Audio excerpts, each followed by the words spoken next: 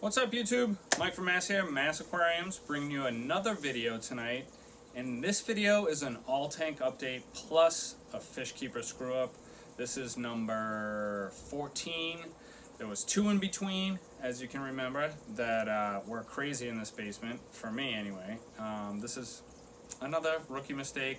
Fish keeper screw ups with this tank, so let's get it started. We'll start with the 135 and I'll go through all my tanks and enjoy the show. So let's start off with the fish keeper screw up itself, the big tank. So we'll do an all tank update, but as well we'll start off with the big 135. Big mistake, rookie mistake this evening. Well, not this evening, this afternoon. Trying to do too much at once. Forgot one simple thing, that fish like warm water, especially tropical fish. I am so happy that this guy right here is alive and well. This guy was all right. The 2 geos are, there's one doing great. Other guy over here. This is a few hours after. Little placo. And of course the school run me nose is doing okay. This was a few hours after, folks. I did a big water change, huge water change, like 50-60%, cleaned out the sump, you know, just I had a few hours to get shit done. And when I refilled the tank, I filled it with cold water, and it's February in Massachusetts, so the temperature got really low. The School of Buenos Aires were not affected. The Platinum Angel was not affected, but the 2 geos and this guy right here who's chasing his little mate, I thought that I was going to lose them. They were swimming upside down.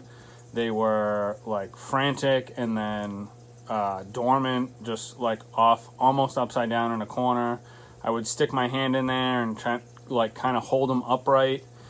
Get them moving around, and I was like, all right, you dink, you just completely killed these fish, you stupid, what are you thinking?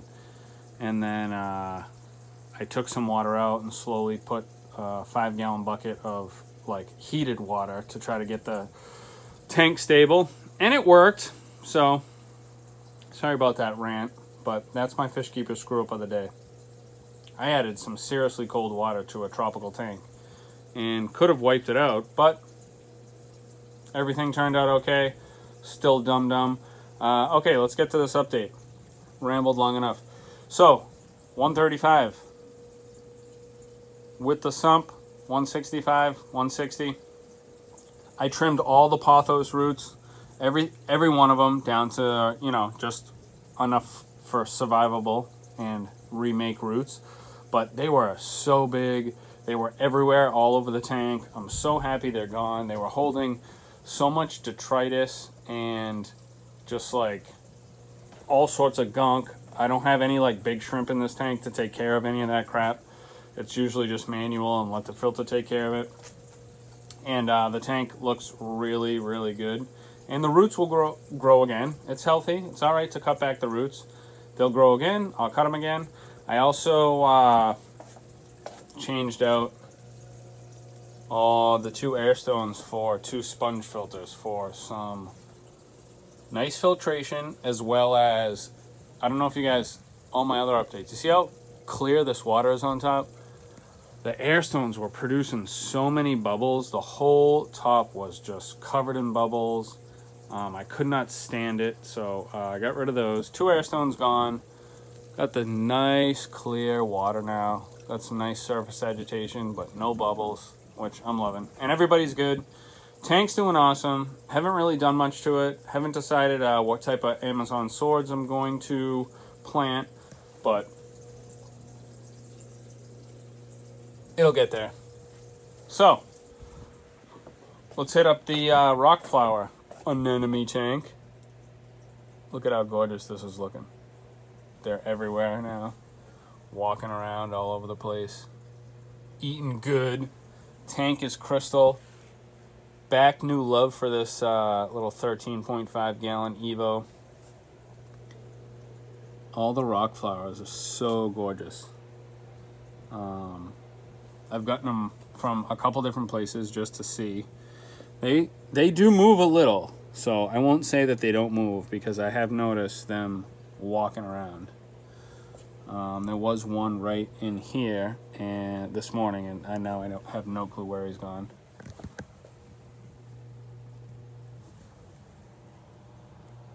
Wish all these were face front, but they're happy. 13.5 gallon, doing mint.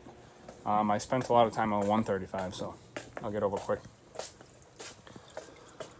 40 breeder saltwater, still in cruise control. However, it's got like a cloudiness to it, like it's just had a water change, but it didn't just have a water change. And I've water changed. I've changed my filter floss, my carbon, everything in the filter. It does look a little bit better today, I will say, but still just not crystal like it usually looks. It's kind of frustrating. And I can, this hammers down here, these hammers are not coming out like normal. And my Duncan is completely closed for a week now, won't come out. Salinity is on point. I mean, temp is fine. Scheduling, I have not changed a single thing with this tank for like years. It's not like something just out of the blue. The only thing I did do is remove the mangroves. I always say mango. Mangroves, because that's the only thing I can think of that may have been the start of something. But since I removed them, it is a little bit clearer, but just not like it used to be. So we'll see. We'll give it another week. But I mean, all the fish are healthy as usual here. And besides the Duncan, and this the bottom part of this big branching hammer, everything else is good. All right, so let's take you up to the two planted tanks. So we'll start way upstairs in the bedroom beta tank, Mr. Seed. This tank is just growing out of control. So it was sort of, stabilizing, but then, nothing really was going on. And then I did start to dose this Florin Multi from Brightwell Aquatics. And as you can see, I've done it fairly well here. They seem to be responding. Especially this pennywort here, just growing out of the tank, super healthy. Java Fern has seen better days. I think the batch I got in over here, look at all this brownness on these leaves. Not happy with it. The guy on the left is doing good. Everything else is doing good since the initial planting. Shrimp are going to town on the rock, and Beta is very happy. This is quick, 2.5 gallon water change once a week. Water in, water out, water out, water in. Rinse the sponge every month, every 3 weeks to a month. But the plants are doing great. Anubias, all the plants are thriving. This crypt back here, even though I didn't even put it in the substrate, just feeding roots. And I do have some more shrimp coming in on this for this tank as well, but USPS screwed me again on livestock. But look at Beta's doing good. Beautiful, gorgeous Beta. Still has that crazy eye. It's been almost 6 weeks now.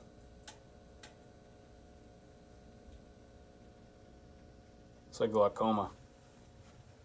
But this tank's doing good. So I'll take you downstairs to the planted 40. And here is the 40-gallon breeder planted tank with the out-of-control Tiger Lotus, which I don't know what I'm going to do with this thing. I can't decide whether to just remove it. I mean, there's so much space back here. It does kind of look cool for the fish, not for my eyes. I would prefer that be completely gone. For like an escaping point of view, this piece of driftwood right here is going to go back there because I took all this moss out.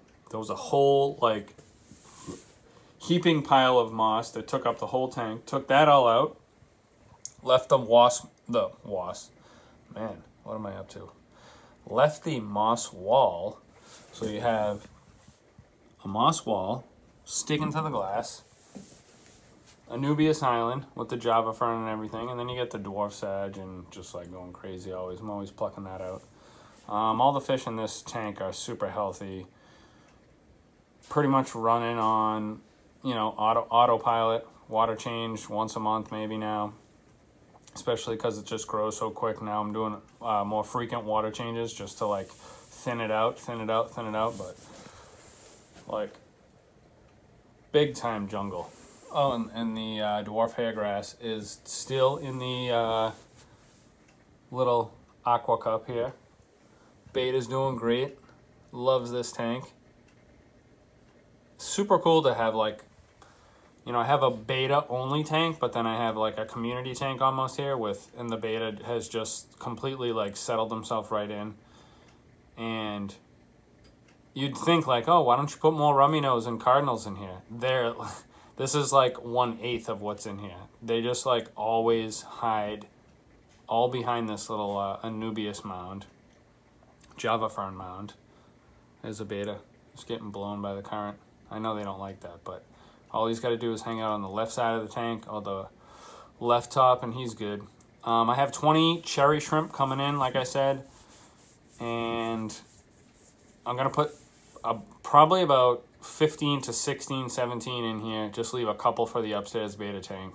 And they'll just like, I can just feature them on this back moss wall. They'll just be going to town on this thing all day. It'll be really cool to watch. But United States Postal Service has screwed us again. More and more packages that just sit around and have no clue in transit. Driving me crazy. Anyway, so that is the all tank update, along with my fish keeper screw up of adding super freezing cold water into a tropical South American tank and expecting, I don't know, everybody to be okay, which they did make it, but it was pretty stressful for, you know, an hour or so. So I hope you enjoyed this tank update and listen to me ramble as usual, old school rambling. And this is Mike from Mass, and I'm out.